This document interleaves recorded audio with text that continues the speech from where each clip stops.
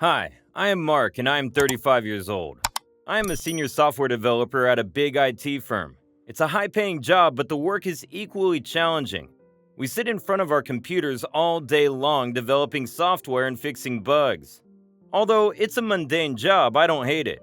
I was never the kind of guy who was good at sports, even when I was a kid. I was the last one to be picked whenever we played basketball. However, I was always good with computers. I designed my first website when I was in high school. It was a blogging website, so it was pretty evident to me back then that I'd be doing something that I am doing now. I am getting paid well, so I have no complaints. It's all good now. However, 2 years ago, I had a rough patch. Everything was fine, but the only thing that was bothering me was my boss, Georgia. Georgia was our team leader, and one talented individual, I tell ya. The way she understood codes and languages was amazing, but she was also someone with a short fuse. She used to always stay mad and yell at the team, all the time. None of us in her team really liked her. She was a workaholic. She was the first one to come to the office, and the last one to leave. None of us ever followed her on any of the social media platforms, so we had no idea what she was in real life, apart from being an angry boss all the time.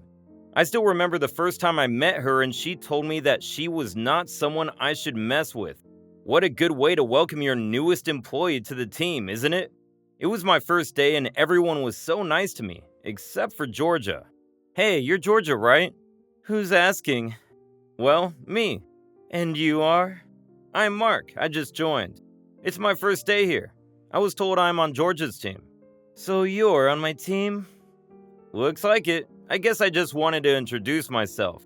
I'm looking forward to working with you. And why is that?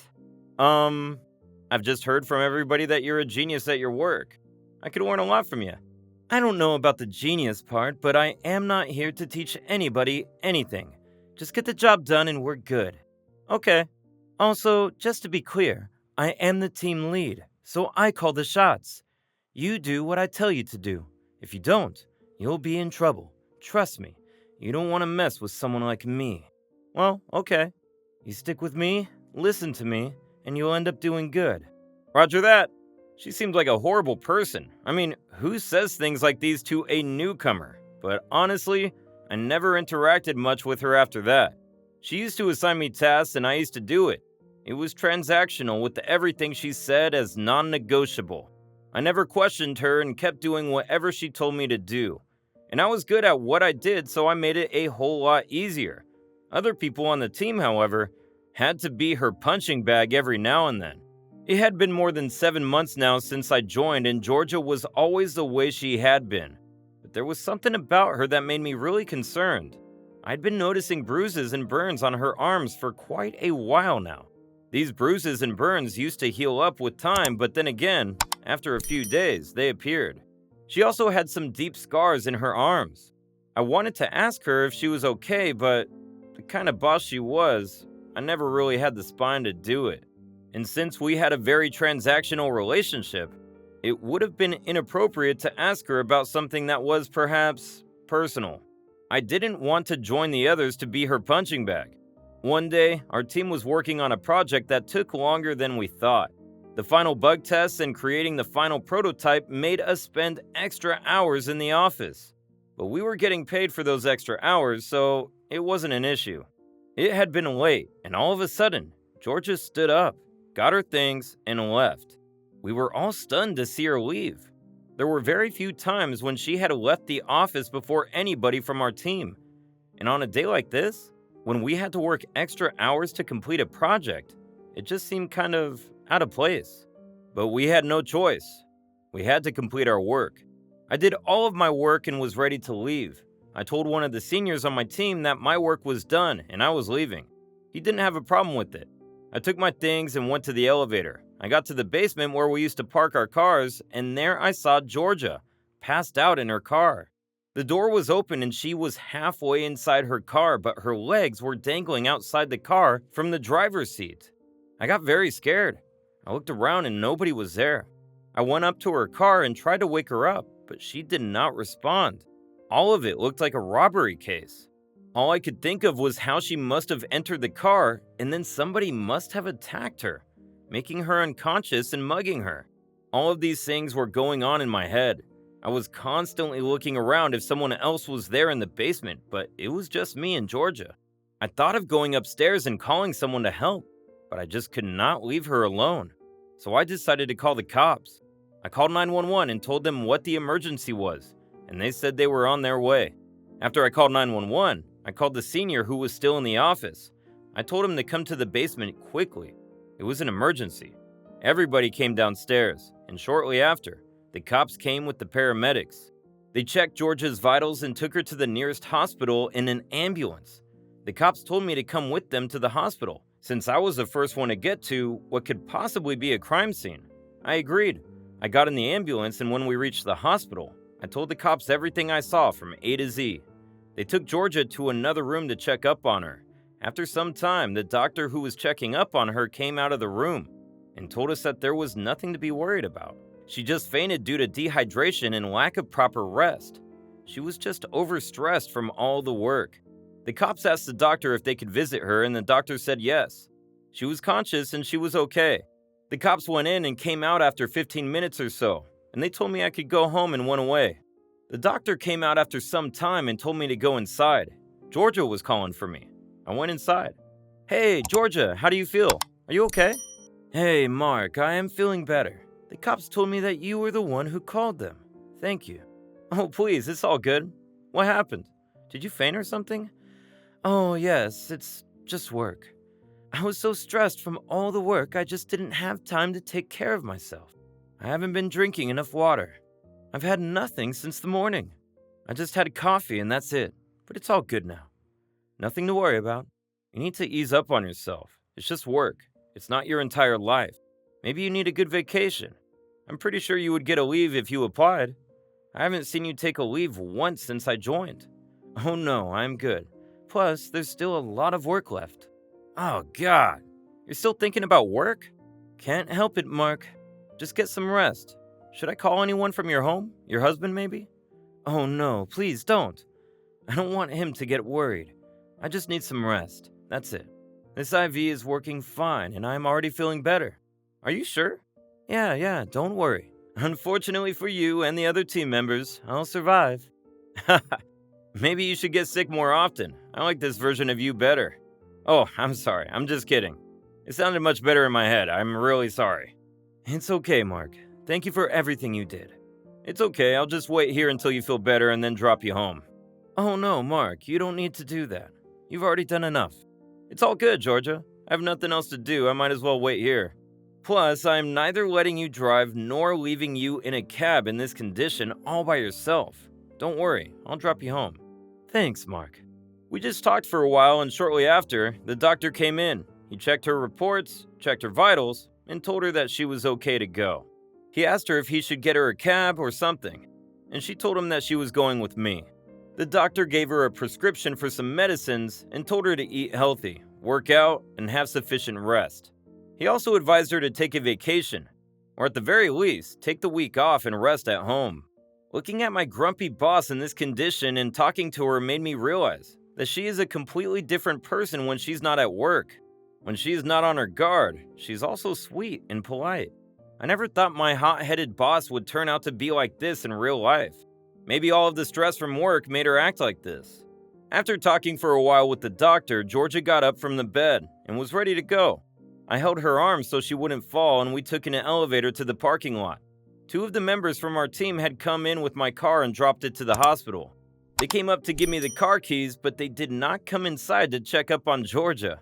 Maybe because she yelled at them all the time, or maybe because they just didn't care. Who knows? I helped Georgia sit in the car, and then I sat in the car and closed the door. As soon as I closed the door, Georgia said something that took me by surprise. "Mark, can I stay at your place for the night?" "My place?" "Yes, please. I don't want to go home." "Why is that? Your husband must be waiting for you. He must be worried." "I lied to you, Mark, about my husband. I don't live with him anymore. I left him a week ago." "I don't understand. You've left your husband?" "Yes, let's just say, he wasn't a good man." "What happened? What did he do to you?" "I don't know how to say this, but our marriage has not been working out lately. Is that the reason for the bruises and burn marks on your arm? What? How did you know? I saw it a couple of times, but never dared to ask you about it. Well, yeah. He was all good before the marriage. I fell in love with him. But after a few years, we started fighting and then everything went down. Oh, okay. Well, if that's the case, then you can stay the night at my place. No worries. You can sleep in my room and I'll just sleep on the couch. No, the couch is fine. I can sleep on it. Looking at your condition, I think you should sleep in the bed. It's much more comfortable. Well, all right. Thanks, Mark. I don't know how to thank you for everything you did. It's all right. I took her to my place, gave her some water, made her a good warm meal, and we had some green tea after dinner. She was feeling much better. I told her she could stay here for as long as she wanted. I never imagined that someone like Georgia, who seemed so tough from the outside, was just a victim of abuse. She seemed like she could take the entire world on her own, but the reality was rather contradictory. Seeing her so vulnerable made me realize that things are not always what they seem. I never imagined she was going through so much. It was overwhelming for me. I can only imagine how she managed to take it for so long. We were just talking about random things when someone knocked on the door. I opened the door and a big man was standing right in front of me. He asked me if Georgia was inside. I asked him who he was. He pushed me and got inside the house. Bruce, what are you doing here? There you are. I've been looking all over for you. How did you know I was here? I have your phone's location, Georgia. What are you doing here and who's this guy? What is wrong with you, Bruce? Why did you push Mark so hard? You haven't answered my question. I don't want to and I don't have to. Just get out of the house. Who are you? He's my husband. And who are you? I work in her company. She's my boss. She fainted, so I took her to the hospital. And in this condition, she should not be alone in her home, so we came here. You don't have to explain anything to him, Mark. Oh, so now you're just fooling around with some cheapskate. Hey, man, she doesn't want you here. Please, leave my house. Make me. You don't know the kind of person she is. You should stay out of this. How dare you stand in my house and say things like that? Leave before I call the cops. Listen, tough guy, you don't know who I am. If you're merely an employee at her company, you're nowhere near my level. I can buy 10 companies like that and fire hundreds of people like you every day. But this is my home, and you're not welcome here. Get out of here before I call the cops. You're going to pay for it, both of you. Just get out of here. He left the house, and as soon as he left, Georgia broke down. She was crying like a baby. I gave her a blanket and told her everything was going to be fine. She needed to stay strong. Looking at what Bruce was capable of doing, I advised her to take some legal precautions. She was a little scared at first, but after some persuasion, she understood the wisdom behind it.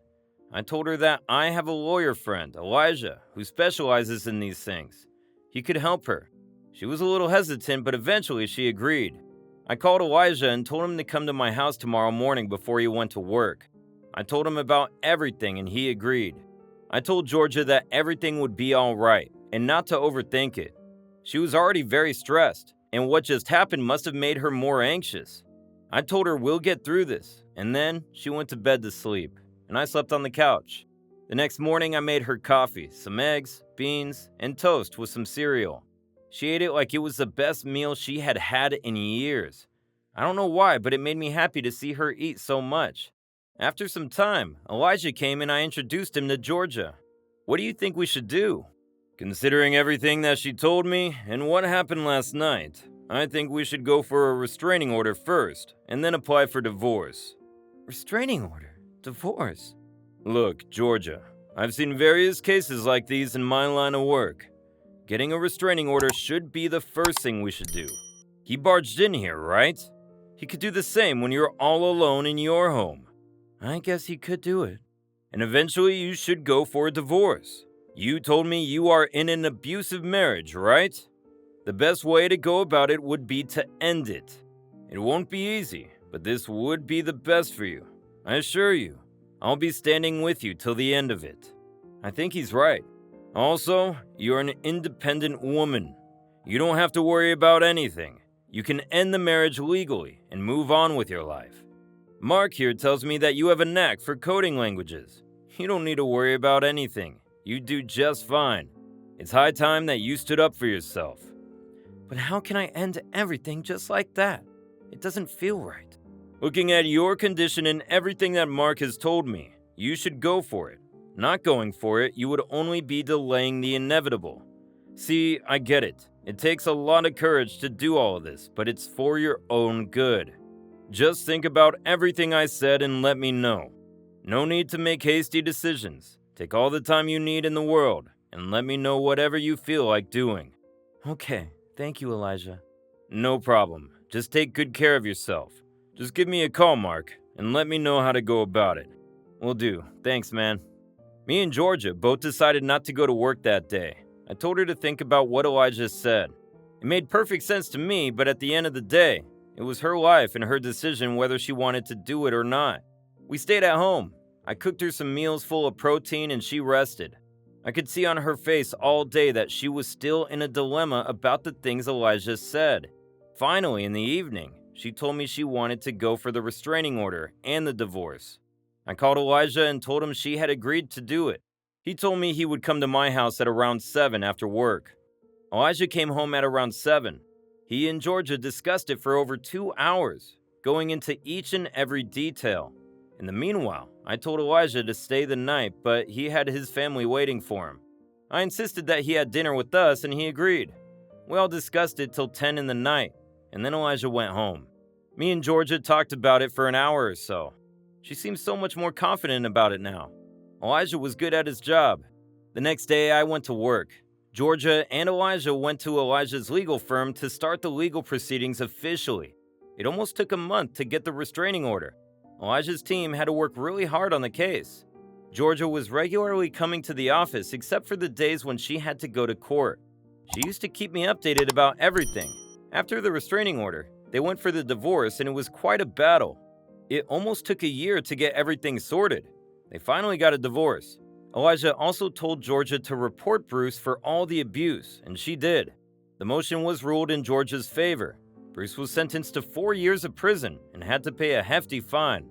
After everything was done, one day I got a call from Elijah. He told me that Bruce was on the board of directors of 2 companies and was the managing director of a big firm. After his sentencing, he was discredited from each of the companies. He still owned the shares he had bought, but he was no longer part of the board. And on the other hand, Georgia realized it was high time for her to take a vacation. She quit the job and went on a vacation for 2 weeks. And when she came back, I could see the difference. She was glowing. She looked 10 years younger. She was smiling, and most of all, she seemed very healthy. She was no longer the grumpy boss she used to be. One day, she invited me and Elijah for dinner and told us she would be starting her own software development company. She had already found the investors and was ready to launch her new company. Both Elijah and I were so happy to hear this. We celebrated that night and she seemed happier than ever. It has been 2 years now since all of this happened. I'm still working in the same company. I've become a senior software developer, and on the other hand, Georgia's company is doing pretty well. Each year, the revenue of her company is exponentially increasing, and her company is soon going to be among the top 5 software developing companies in the state. She has offered me the role of software development manager in her company, and I've accepted it. The pay grade is much higher than what I am earning right now, and I would love to work with her again. I'll be joining her company in a month, and she has hired Elijah's legal team as a legal advisor for the company. Now that I think about everything, I cannot help but wonder, all of us have come a long way. A grumpy boss who was in an abusive relationship is now a strong, independent woman running her own company. And I, who never got along with her, is now her good friend and will be joining her company soon. Bruce, who thought he was the real deal, is now in prison, and I hope prison helps him become a better person. It's just amazing to see how things have taken a massive turn. Whatever Elijah advised Georgia was probably the best thing that happened to her. She is no longer the hothead grumpy boss she used to be. She often takes her employees for dinner and calls me and Elijah as well. And it makes me so happy to see her smiling, laughing, and getting along with her employees. Like she said when we first met, I stick with her, and I'll end up doing good. I can clearly see that happening now.